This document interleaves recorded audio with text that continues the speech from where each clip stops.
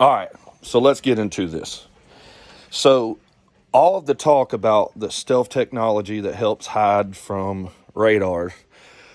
So, you can't. It's really hard to have what you can't have ground to air radar systems because the radar has to reflect off of something. So it comes from satellites down to Earth. And as something passes through that signal, it creates a gap that machine is able to pick up. So, there are several ways that you can trick radar, but the only way to beat radar is to mimic the signal that you are receiving from the top. So you develop, I can't remember the exact name of them, but what it does is it tells the computers on board what type of radar that is trying to detect it. And you do that by building receivers that will tell it, okay, they're using infrared. So anytime something moves through that radar, it creates a gap.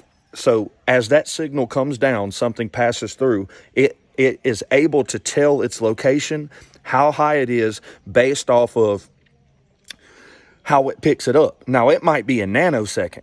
That nanosecond, that machine, that radar system is able to detect that nanosecond. So if it takes that signal exactly 1 minute to come to Earth and go back, reflect off and come back, or you have to have two forms, which you have a ground communication device and a satellite communication device, and interference in between those two is how it's able to determine where the object is.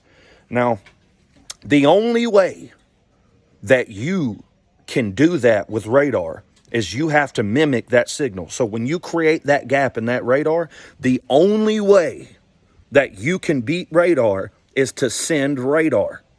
You have to cover that gap. So in that nanosecond, the only way that you can build stealth technology is as it's passing through, whatever signal it's receiving above it, it's sending that same signal down to keep that gap from exposing itself. That's the only way you can do it, period. Now, radar absorbing material, that's pointless because it still picks that gap up as you're passing through.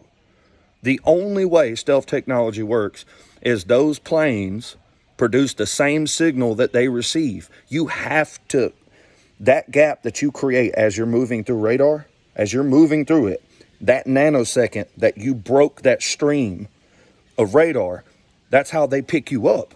So the only way is to continue that stream. So as that plane's passing through, it has to send the same signal below or above to keep that machine from picking it up.